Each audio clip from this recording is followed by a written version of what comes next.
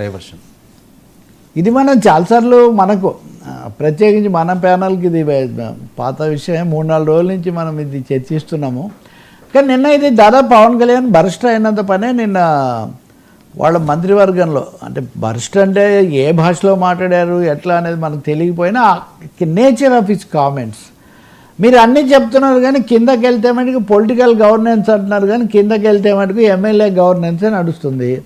స్థానికంగా తెలుగుదేశం ఎమ్మెల్యేలు ఏం చెప్తే అదే జరుగుతున్న పరిస్థితి ఉంది. ఎమ్మెల్యే చెప్తే పని జరగడం లేదు. మా వాళ్ళు కూడా నాకు ఫిర్యాదు చేస్తున్నారు, ఐక్యత కూడా ఉండటం లేదు. కాబట్టి మీరు ఒక మాట చెప్పాలి, మీరు ఖచ్చితంగా ఆదేశాలు పంపించి ఈ వాతావరణాన్ని సమన్వయం పెంచితే తప్ప కుదరదు అని మంత్రివర్గంలో పవన్ కళ్యాణ్ చాలా స్పష్టంగా నేరుగా చంద్రబాబుకి చెప్పారు. చెప్పిన సంగతి బయటికి కూడా విడుదల చేశారు. మీరు గమనిస్తే గతంలో చంద్రబాబు నాయుడు హెచ్చరించారు, లోకేష్ హెచ్చరించారు, వాళ్ళ పార్టీ వాళ్ళకు వాళ్ళు చెప్తూ ఉన్నారు. కానీ ఇక్కడ మొదటిసారిగా ఉప ముఖ్యమంత్రి కూటమి యొక్క ఐక్యతను గురించి, కూటమిలో తమ వాళ్ళకు వస్తున్న భావనలు, మనోభావాలు, ఫీలింగ్స్ గురించి ఆయన అక్కడ చాలా బలంగా చెప్పడం అన్నది గమనించాల్సిన అంశమే. ఇది ఆయన ఈ మధ్యకాలంలో తనంతకు తను పాలన మీద దృష్టి పెట్టి ఇది కూడా చేయలేకపోయామా అది కూడా చేయలేకపోయామని చెప్పడం అనేది ఒకటైతే, ఇంకొక కీలకమైన అంశం దీనికి మనం తప్పకుండా జోడు చేసుకోవాలి.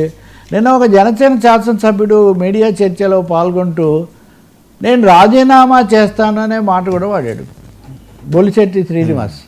ఏమని అంటే స్థానికంగా తెలుగుదేశం వాళ్ళ మాట తప్ప మా మాట ఎవరు వింటలేదు, మా కోసం కేటాయించిన నామినేటెడ్ పదవుల్లోనేమో మీరు ఇది చేయడం లేదు. మూడోది తెలుగుదేశం ఎమ్మెల్యే గతంలో ఉండి అభ్యర్థి కాలేకపోయిన వాళ్ళు ఎవరైతే ఉన్నారో అలాంటి వాళ్ళు ఏదో ఈసారి జనసేనకి ఇచ్చాం కానీ వచ్చేది మేమే మళ్ళీ, కాబట్టి మీరు ఏదో వాళ్ళ వెనకపోతే కుదరదు, మా మాట వినాలి అని వాళ్ళు ఒత్తిడి తెస్తున్నారు. ఇలాంటి అంటే అప్పుడు ఆ చర్చలో ఎవరో సందేహం లేవనెత్తారు. అప్పుడు ఆయన అన్నారు, నేను ఇక్కడే ఉంటాను, మీరు వెళ్ళి విచారించండి, తెలుగుదేశం వాళ్ళు అలా చేస్తున్నారు అనేది నిజం కాకపోతే నేను రాజీనామా కూడా చేస్తాను అని. అంటే ఎంత తీవ్ర స్థాయికి గతంలో ఆరోపణలు వచ్చాయి, ఆయన ఇలాంటి ఆగ్రహం వెలిబుచ్చారంటే ఇప్పుడు ఆయన నేను అవసరమైతే రాజీనామా కూడా చేస్తాను, నాకేమీ పదవి పెద్దది కాదు, నేను మున్సిపల్ చైర్మన్ చేశాను, చాలా చేశాను, పైగా నేను ఒక తాడేపల్లి కూడమే కాదు మా పార్టీ కోసం రాష్ట్రమంతా తిరుగుతూ ఉంటాను, అన్ని చోట్ల ఇదే భావన వస్తూ ఉంది. కాబట్టి కూటమి అనుకున్నప్పుడు అందరికీ సమానంగా ఉండాలి తప్ప ఒక టీడీపీతే కుదరదని బహుశా చంద్రబాబుకు పవన్ కళ్యాణ్ చెప్పింది, అక్కడ శ్రీనివాస్ చెప్పింది, అది అయిన తర్వాత ఈయన చెప్పారు. అయితే ఇక్కడ జరిగింది ఏంటి, చంద్రబాబు నాయుడు ఏమన్నారు, అవును నేను తప్పకుండా చెప్తానని అనలేదు, ఆ ఎమ్మెల్యేలు ఇలా చేయకూడదు కాబట్టి అక్కడ ఇన్ఛార్జి మంత్రి ఎవరు ఉన్నారో వాళ్ళకి చెప్పి వాళ్ళ బాధ్యత వాళ్ళకి ఇప్పించాలి అన్నారు. అంటే మొదటిది చంద్రబాబు ఆ బాధ్యత తను పార్టీ తరఫున తీసుకోలేదు.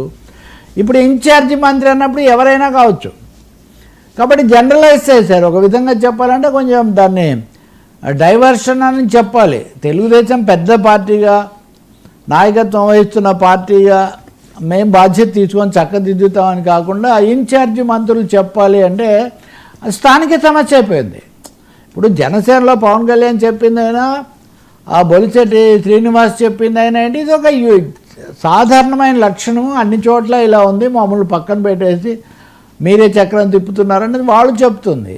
కానీ ఈయనేమో ఎమ్మెల్యేలకు మంత్రులు చెప్పాలి. ఈ మాట లోకేష్ కూడా బయటకు వచ్చిన తర్వాత మంత్రులకు చెప్పారు, ఎమ్మెల్యేలను దారిలో పెట్టుకోవాలని చెప్పారు అంటున్నారు. అంతకుముందే 48 మంది ఎమ్మెల్యేల మీద అసంతృప్తి. ఆ అసంతృప్తి ఏంటి, తెలుగుదేశం చేస్తున్న వాటికి ప్రచారం సరిగ్గా లేదు అన్నది వాళ్ళు చెప్పినది అసంతృప్తి. ఇక్కడికి వచ్చేసరికి జనసేన దాని స్థానం, దానికి సంబంధించిన అంశం. కాబట్టి కూటమి కుత అని నిన్న మనం మాట్లాడింది అది నేరుగా క్యాబినెట్ను తాకిందని చెప్పాలి. మనం క్యాబినెట్ను తాకిన కూటమి కుత. ఇంకా దానికి చంద్రబాబు ఏం చేస్తారు, ఎలా చల్లబరుస్తారు అనేది ఒకటైతే మటుకు, ఇంకోటి పవన్ కళ్యాణ్ తను ఇన్ని పర్యటనలు ఆయన మెచ్చుకున్నారు, ఎర్ర చందనం దాని గురించి అని ఓకే, అలాంటివి లాంఛనప్రాయమైనవి. అలాగే తుఫాను చర్యలు బాగా తీసుకున్నారని చంద్రబాబు మెచ్చుకున్నారు. ఏదో అందరినీ ఎమ్మెల్యే మెచ్చుకోళ్ళు ఇవన్నీ ఓకే, కానీ కీలకమైనది సమన్వయం ఉండట్లేదు. రెండోది పవన్ కళ్యాణ్ గతంలో కూడా ఈ ప్రైవేట్ పరం చేయడము, సంస్థలకు అప్పగించడము, వాటి మీద ఎలాంటి అదుపు లేకపోవటం అన్న దాని మీద కూడా కొంత అసంతృప్తి వెళ్ళిపుచ్చున్నారు. మరి ఇప్పుడు తర్వాత ఏం జరుగుతుంది మనం చూడాలి. ఎందుకంటే విశాఖలో భారీ ఎత్తున ఈ పెట్టుబడుల సదస్సును పెట్టి 1,00,000 కోట్ల పెట్టుబడి వచ్చేస్తుంది, ఇవన్నీ కూడా చెప్పారు. కానీ మీరు చూడండి, మంత్రివర్గ సమావేశం అయిన తర్వాత ప్రజలకు సంబంధించి కీలకమైన నిర్ణయం ఇది వస్తుంది.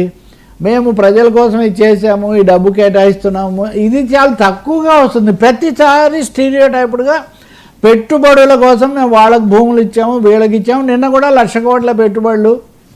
నిన్న ఇంకోటి అజైన్డ్ భూములను కూడా లీజుకి ఇవ్వడానికి, అజైన్డ్ భూములు అంటేనే పేదలకు అప్పుడు ఎప్పుడో ఇచ్చినవి, అజైన్డ్ భూములు 99 ఏళ్లకు లీజుకి ఇవ్వచ్చు, దీనికి అనుమతి ఇవ్వాలని కేబినెట్ నిర్ణయం చేసింది. ఇంకా 99 ఏళ్ళు అంటే ఇచ్చేయడమే కదా.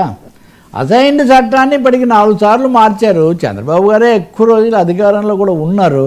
మరి ఎందుకు అన్నీ అట్లా పీపీపీ మోడల్ అయిపోయి ప్రైవేట్ పరం అయిపోతున్నాయి అని, ఇవి హద్దు మీరిపోతున్నాయి అన్న ఒక అసంతృప్తి ప్రజల్లోంచి వస్తుంది. ఇది ఎంతో కొంత పవన్ కళ్యాణ్ కూడా తన శైలిలో వ్యక్తం చేస్తున్నట్టు కనిపిస్తుంది.